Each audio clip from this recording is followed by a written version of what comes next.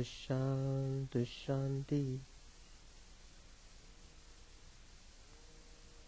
Om Stapakaya cha dharmasya Sarvadharma Swarupine Stapakaya cha dharmasya Sarvadharma Swarupine Avatara Varishtaya Ramakrishna Te Namaha.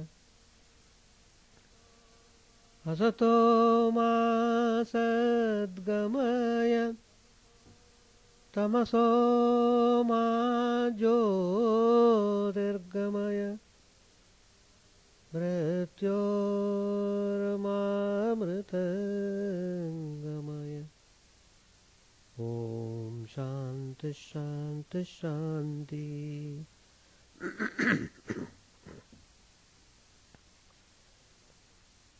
Let us offer our salutations to Sri Ramakrishna, the embodiment of all religions,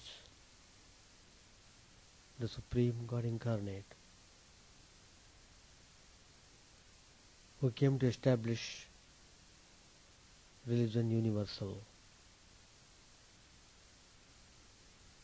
Let us pray to Him to lead us from the unreal to the real, from the darkness of ignorance to the light of knowledge, and to lead us from death to immortality. We have been studying Gospel of Sri Ramakrishna.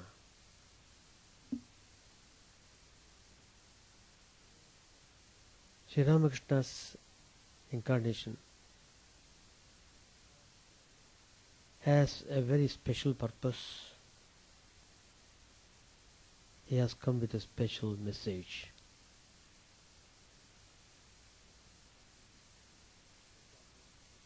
On which I am going to speak today. His most important message for all the religions of the world is God can be realized through many ways.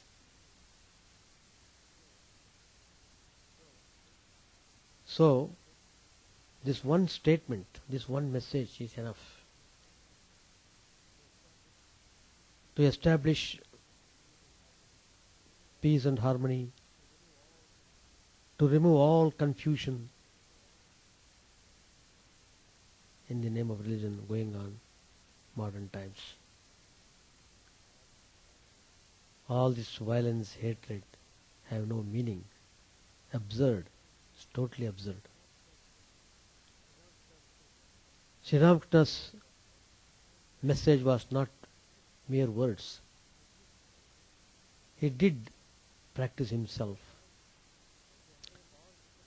He underwent all disciplines required to see whether God can be realized by various ways. He practiced major religions of the world and did realize the divine truth. So,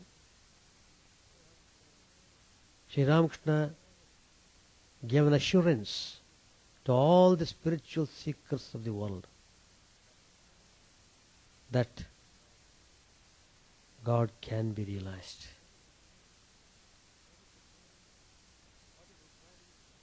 What is required is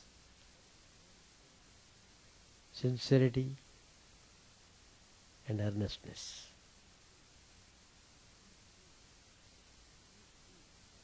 If these two are there,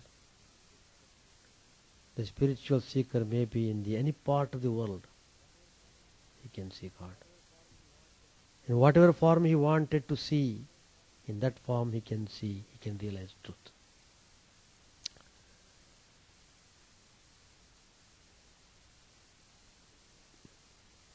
Sri Ramakrishna explains it The Vaishnavas, they will realize God. So will the Shaktas, who are the worshippers of Shakti. So also Vedantins, who dwell upon non-dualism, and as well as Brahmos. Sri Ramakrishna would address them as modern Brahmagyanis. And not only that, Sri Ramakrishna said further, the Muslims and Christians will also realize God. Sri Ramakrishna himself saw Lord Christ coming and merging in the heart of Sri Ramakrishna. He did namaz in the mosque and experienced the truth according to Mohammedanism. So, he is telling very emphatically that all will realize God if they are earnest and sincere.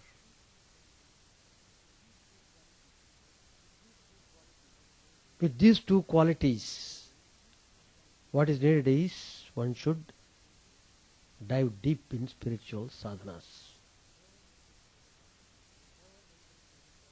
Never enter into any kind of debate, argumentation, etc.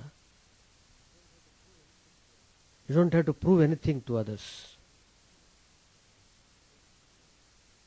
Truth is given, practice it and get it. That's all what is required. Sri Ramakrishna knows that people are unnecessarily quarreling.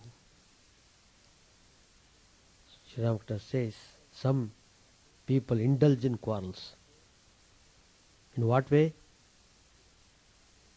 They say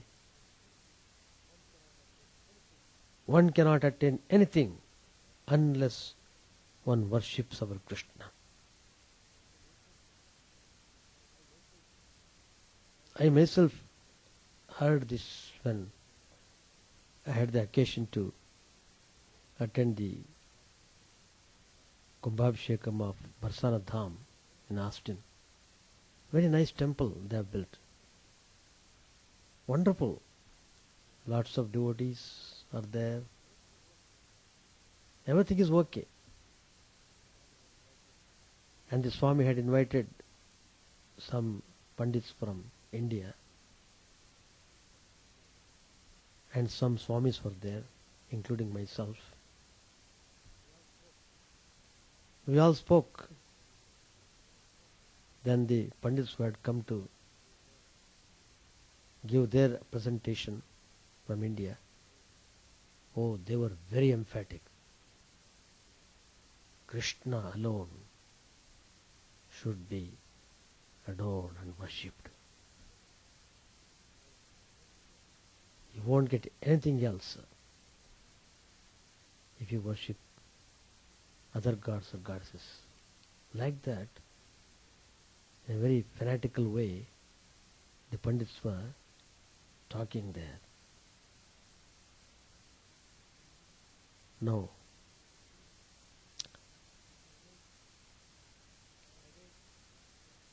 And again, there are some, these are Sri Ramakrishna's words, gospel. Sri Ramakrishna said this. Another followers of sect, they say, nothing can be gained without the worship of Kali, our Divine Mother. The whole thing is Kali, nothing else. And again, one cannot be saved without accepting the Christianity. Lord Christ is the only Savior of the whole universe, nobody else. This is pure dogmatism. That's how people are quarreling in the name of religion, which is totally absurd. The dogmatist says, my religion alone is true, and the religions of others are false. This is a bad attitude. Again, Sri Ramakrishna says, God can be reached by different paths. What more assurance we need? So in this incarnation, Sri Ramakrishna is integrating all religions into himself. Sri Ramakrishna represents Satchidananda Sagara. All the religions of the world are rivers joining the ocean. Again, Sri Ramakrishna says, some say that God has forms, and some say God is formless. Thus they start quarreling. A Vaishnava quarrels with a Vedantist. One can rightly speak of God only after one has seen him. He who has seen God knows really and truly that God has form and that he is formless as well. He has many other aspects that can't be described. Then Sri Ramakrishna gives the simile. Once some blind people chanced to come near an animal that someone told them it was an elephant. These people were blind, but they heard that the animal was elephant. So they were asked what the elephant was like. The blind man began to feel its body. One of them said, the elephant was like a pillar. How did he conclude? By touching the leg of the elephant, he thought it was a pillar. Another said, it was like a winnowing fan. He had touched only elephant's ear. In this way, the others, having touched its tail or belly, gave the different versions of the elephant. Just so, a man who has seen only one aspect of God limits God to that alone. It is his conviction that God can't be anything else. How can you say that the only truth about God is that he has form? It is undoubtedly true that God comes down to earth in a human form, as in the case of Lord Krishna. And it is true as well that God reveals himself to his devotees in various forms. But it is also true that God is formless. His indivisible existence, knowledge, bliss, absolute. He has been described in the Vedas both as formless and as endowed with form. In his formless aspect, God is called Brahman. When he assumes form, he is called as Brahma, Vishnu, Maheshwar, and all gods and goddesses. In fact, Sri Ramakrishna had vivid experience of seeing all the divine forms in course of his meditation. And then he said, all the divine forms are true. So what more is needed? What is needed is simply practice shutting the mouth. That's what is needed. Do you know what I mean? Satchidananda is like an infinite ocean. Intense cold freezes the water into ice. Nice example. Which floats on the ocean in blocks of various forms. The same water is floating in ice blocks. Likewise, through the cooling influence of bhakti, one sees forms of God in the ocean of the Absolute. These forms are meant for the bhaktas, the lovers of God. But when the sun of knowledge rises, the ice melts, it becomes the same water it was before. Water above and water below, everywhere nothing but water. Therefore, a prayer in the Bhagavad says, O Lord, you have form and you are also formless. You walk before us, O Lord, in the shape of a man. Again, you have been described in the Vedas as beyond words and thought. But you may say that for certain devotees God assumes eternal forms.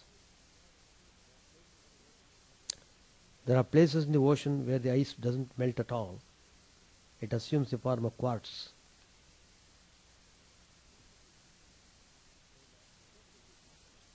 Kedar, one of the devotees, said, it is said in the Bhagavad that Vyas Maharshi asked God's forgiveness for his 3 transgressions. He said, O Lord, you are formless, but I have thought of you in my meditation as endowed with form. You are beyond speech, but I have sung your hymns. You are the all-pervading Spirit, but I have made pilgrimages to sacred places. Be gracious, O Lord, and forgive these 3 transgressions of mine. Sri Ramakrishna said, yes, God has form, and He is formless also. It tells further, He is beyond both form and formlessness. Can you limit God? No one can limit Him. He is limitless. Unalloyed love of God is the essential thing. All else is unreal. I have now come to a stage of realization in which I see that God is walking in every human form and manifesting Himself alike through the sage and the sinner, the virtuous and the vicious. Therefore, when I meet different people, I say to myself, God in the form of the saint, God in the form of the sinner, God in the form of the righteous, God in the form of the unrighteous. Do you know what I see? I see Him as all. Men and other creatures appear to me only as hollow forms, moving their heads and hands and feet, but within is the Lord Himself. God is in all men. That is, God is in everyone. But all men are not in God. That's why people suffer. Many are the names of God, and infinite the forms through which He may be approached. There are pearls in the deep sea, but one must hazard all to find them. If diving once doesn't bring you pearls, you need not therefore conclude that the sea is without them. Dive again and again. You are sure to be rewarded in the end.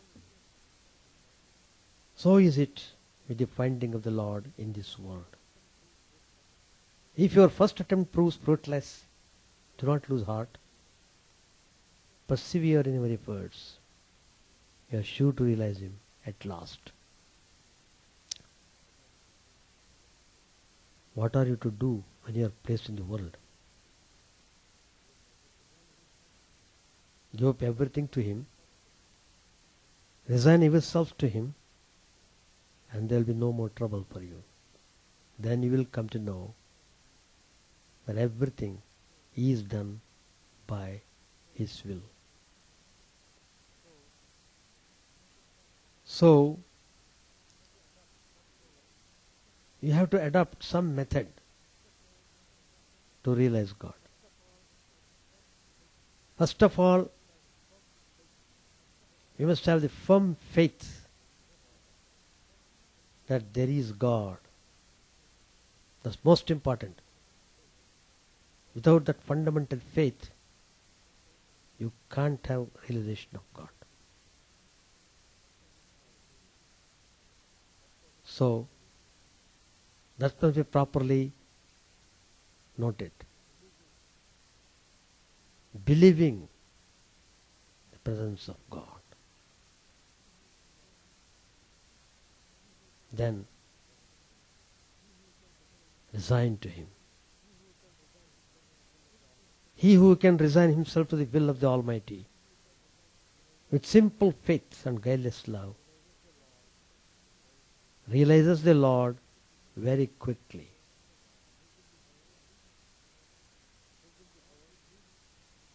To live in the world or to leave it depends upon the will of God. Nothing is in our hands. We are simply tools. But if we know the reality, then you feel happy wherever you are kept. So, work, leaving everything to Him. What else can you do? A shallow pool of water in an open field will soon be dried up, though no one may lessen the quantity of its water by using it. So, a sinful man is sometimes purified by simply resigning himself totally and absolutely to the mercy and grace of God.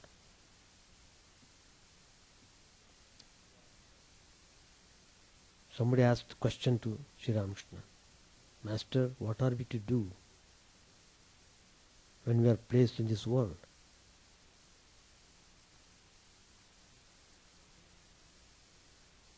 Sri Ramakrishna said, give up everything to Him. Resign yourself to Him. And there will be no more troubles for you. Then you will come to know that everything is done by His will. This is possible only when you cultivate moral values and develop your spiritual qualities. Without that, you can't expect anything in spirituality. You must establish very well in character, virtues. There's a precondition, I should say. There's no path safer and smoother than that of baklava, that is, power of attorney. Resigning oneself to the will of the Supreme and having no feeling that anything is one's own. It is proved, nothing is ours. How it is proved? When you leave the body, do you take anything? No. Then how do you say it is yours? Nothing is yours. Though it's a fact, still we hang on with so much attachment to the property, possessions, hoarding, all sorts of things.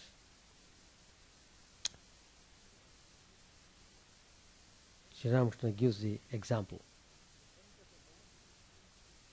The young of a monkey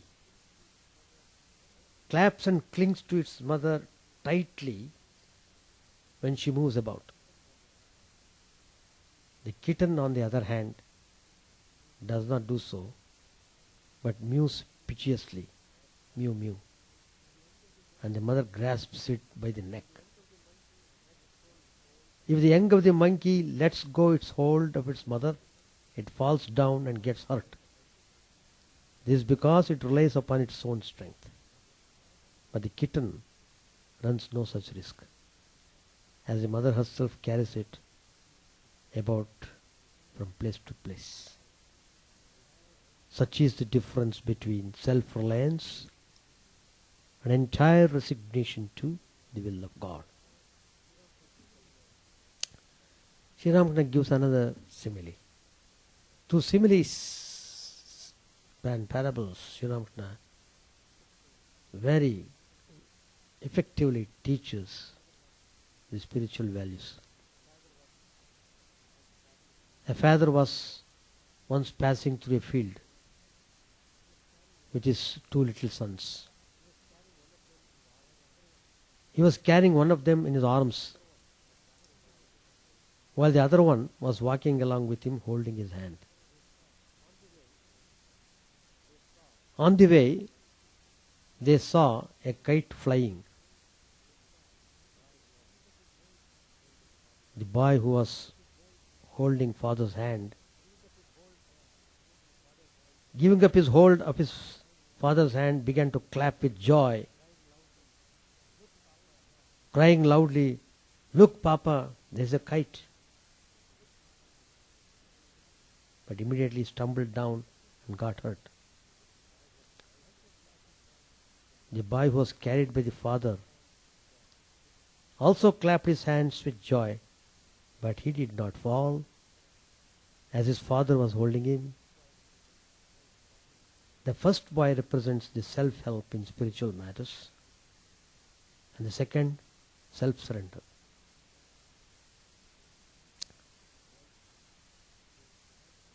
Once, the great blessed Radha was called upon to prove her chastity. She was subjected to the ordeal of fetching water in a jar with 1,000 holes. She succeeded in doing so with not even a drop of water leaking out, and everyone applauded her, declaring that such a chaste woman never was and never will be. At this, Radha exclaimed, "Why do you heap praise on me? Say rather, glory to Krishna, glory to him alone. I am only a handmaid of his." See, the personification of humility, humbleness. Humbleness, very important. God doesn't want even the least pride in the devotee's heart. It so happened at one point of time, Narad thought, simply a thought came to his mind. Since he was always dwelling upon Narayan's name,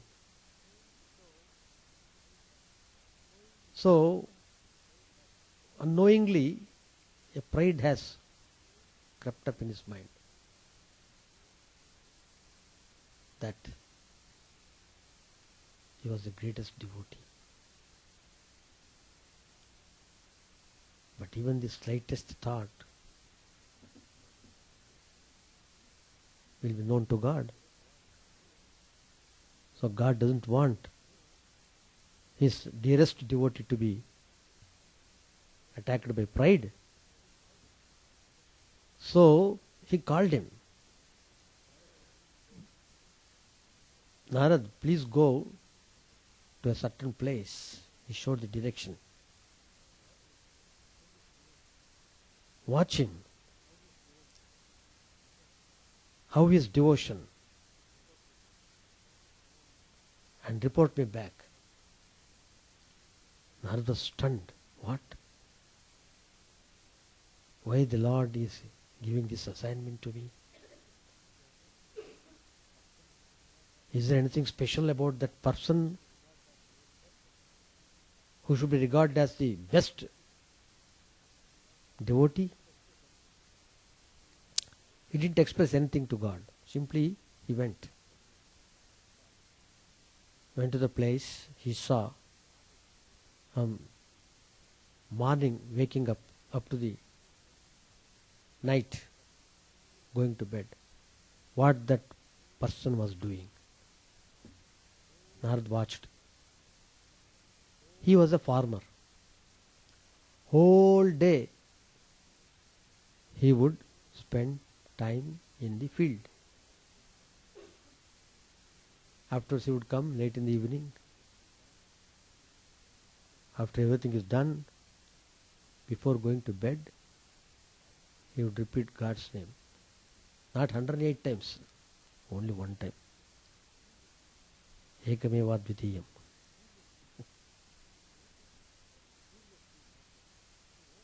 And curiously Narad was watching him. When he woke up, one time he repeated Narayan. That's all. He watched it for 2 weeks. That's all. Only morning, one time he repeats, and night only one time. And how our Lord gave him the highest certificate that he was the best devotee. How that God came to know that. Anyway, he was puzzled. He came back and reported the matter. The test was not yet completed. And then the Lord said, well, one more thing you have to do. He gave the cup of oil full to the brim. Little shake this way, that way means it will spill. So the Lord told him, hold this on your head and make pradakshina of this place 3 times. Please note that even a single drop should not spill out. Narad followed what Lord had said with great difficulty. He accomplished the task. Great difficulty. Utmost difficulty. He came back. No doubt there was no spill of oil.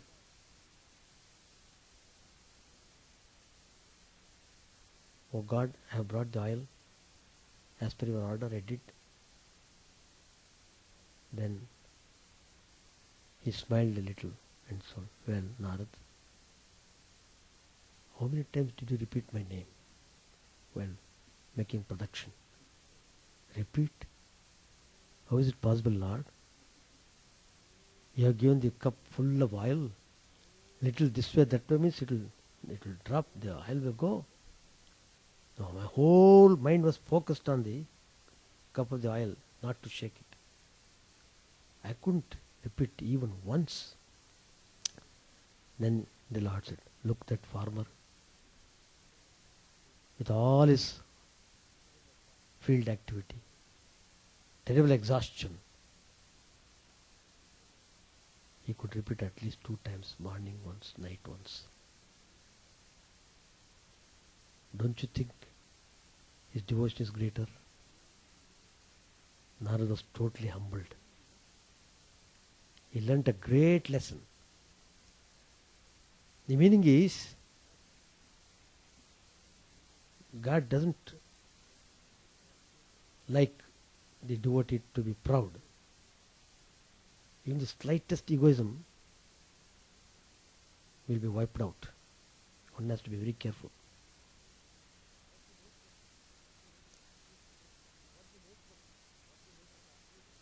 What is the nature of absolute reliance on God?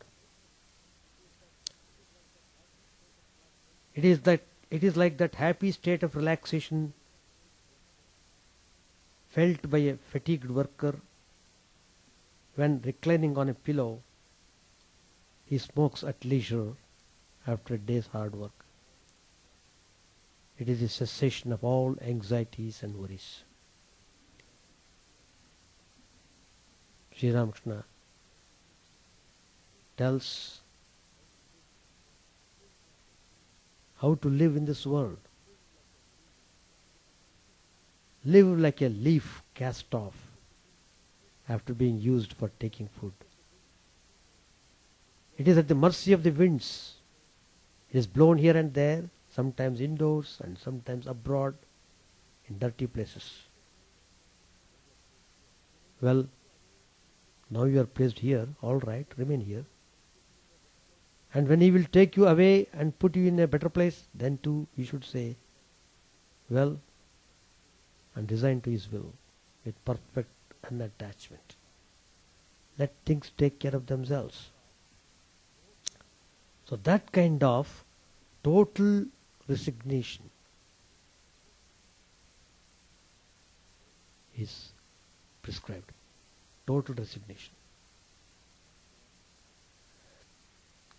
Then Sri Ramakrishna says, God chooses one who is very simple. Till one becomes simple like a child, one cannot get divine illumination.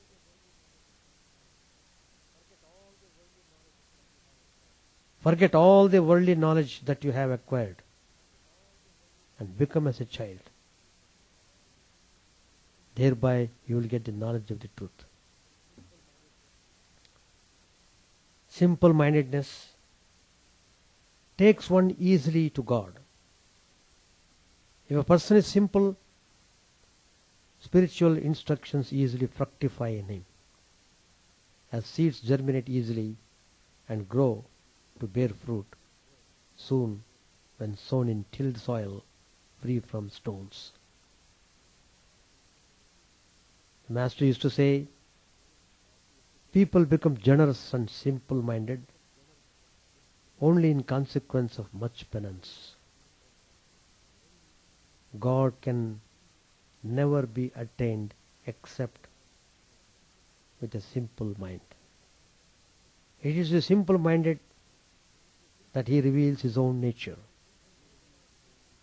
But to safeguard people from developing into simpletons in the name of simplicity and truthfulness, the Master would also sound a note of warning.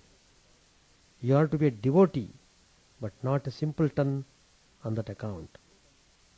Or again, always you must discriminate in your mind between the true and false, the eternal and transient.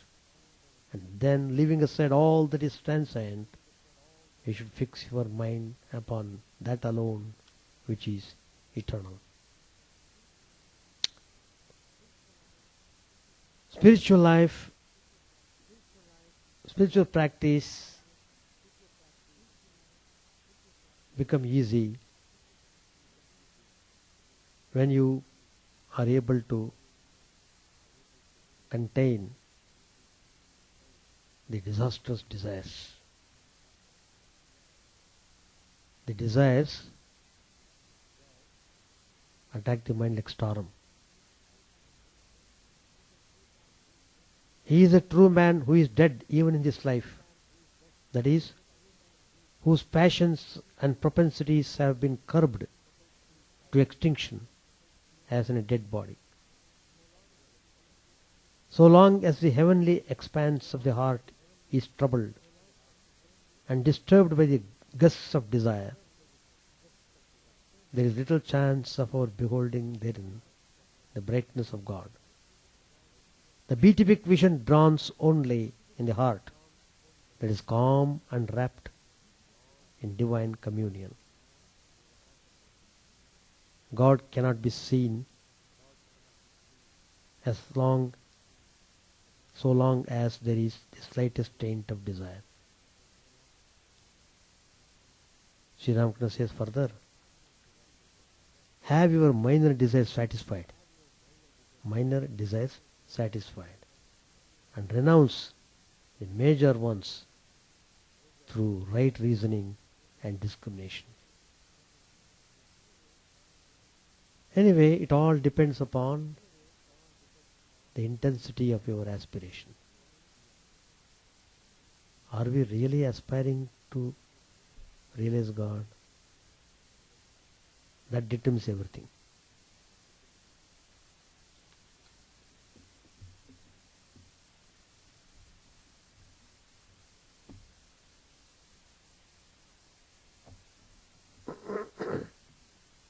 Narendra said, page 986 Gospel. At the time it seemed to me I had no body, I felt only my face. He was referring to his samadhi. I was studying law at home to prepare for the examinations. Suddenly I said to myself, what am I doing? Yam said, didn't it happen when the master was at Kasipur? Narendra said, yes. Like an insane person, I ran out of our house. Sri Ramakrishna asked me, what do you want? I replied, I want to remain immersed in samadhi. He said, what a small-minded. What a small mind you have. Go beyond samadhi. Samadhi is a very trifling thing. Yam said, yes. He used to say that Vijnana is the stage after Jnana. It is like going up and down the stairs after reaching the roof. Narendra said, Kali has a craving for knowledge. Kali means Abhedanshi. I scold him for that. Is knowledge so easy to get? Let his bhakti first mature. The master told Tarak at Dakshineshwar that devotion and bhakti are by no means the last word. Yam said, what other things did he say about you? Narendra said, once I said to him, the forms of God and things like that which you see in your visions are all figments of your imagination. He had so much faith in my words that he went to the Divine Mother in the temple and told her what I had said to him. He asked her, are these hallucinations then? Afterwards he said to me, Mother told me that all these are real. Perhaps you remember that he said to me, when you sing, he who dwells here, touching his heart, like a snake hisses as it were, and then spreading his hood quietly holds himself steady and listens to your music. He has no doubt said many things about me, but what I have realized. Yam said, now you have put on the garb of Shiva. You can't touch money. Do you remember the master's story? Narendra said, please tell it to me. Yam said, a Bahurupi, a professional impersonator, disguised himself as Shiva and visited a house. The master of the house wanted to give him a rupee, but he didn't accept it. Then the mendicant went home, removed his disguise, came back to the gentleman and asked for the rupee. Why didn't you accept it before? He was asked. He said, I was impersonating Shiva, a sannyasi, I couldn't touch money at that time. When Narendra heard this story, he laughed a long while. Yam said, "You have now put on the garb of a physician, as it were. You have become the guardian of those young men. Yours is the entire responsibility. You have to bring up the brothers of the monastery." Narendra said, "Whatever spiritual disciplines we are practicing here are in obedience to the Master's command. But it is strange that Ram Babu criticizes us for our spiritual practices. He says, 'We have seen him, Sri Ramakrishna. What need have we of any such practice?' Yam said, 'Let people act according to their faith.' Narendra said, 'But the Master asked us to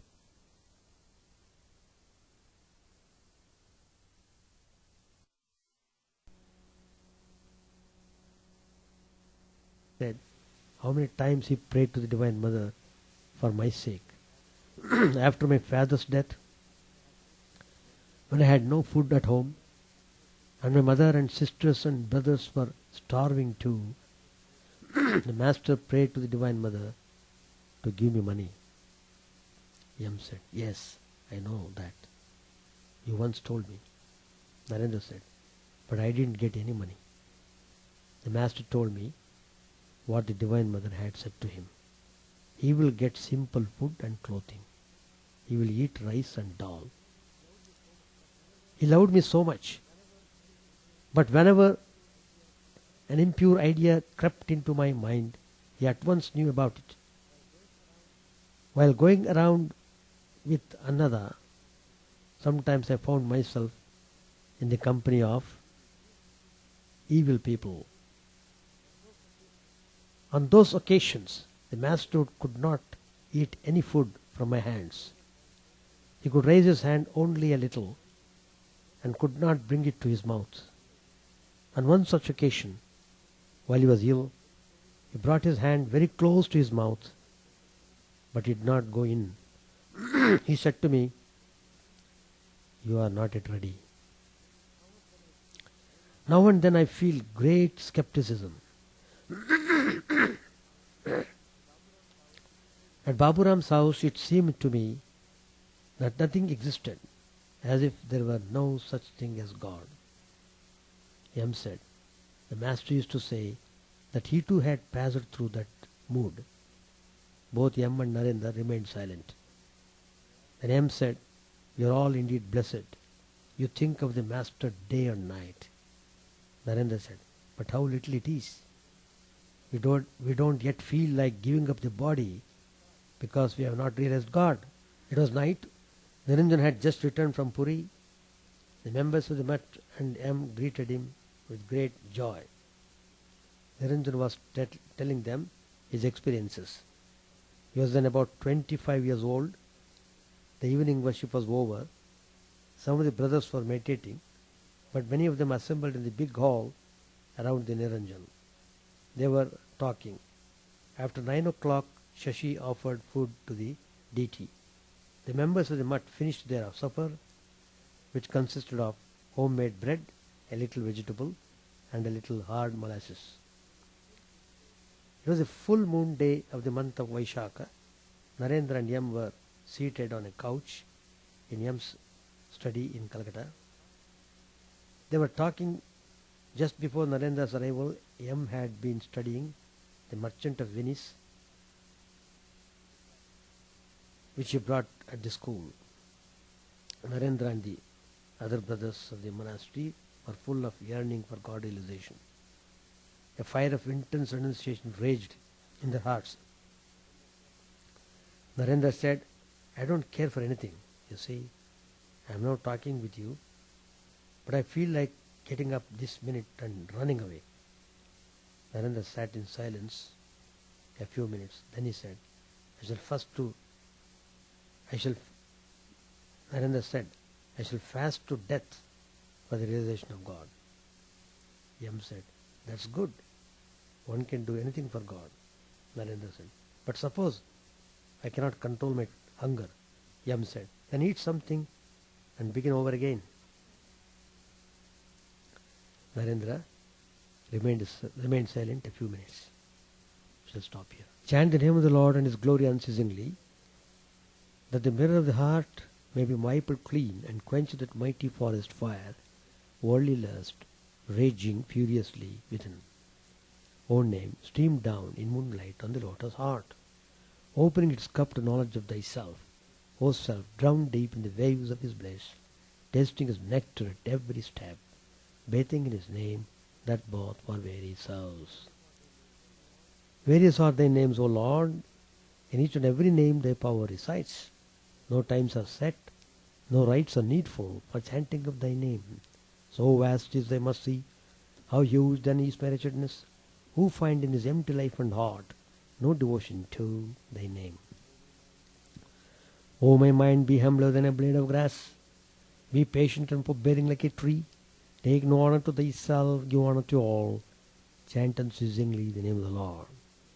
O Lord and soul of the universe, mine is no prayer for wealth or retinue, the playthings of lust or the ties of fame. As many times as I may be reborn, grant me, O Lord, a steadfast love for thee.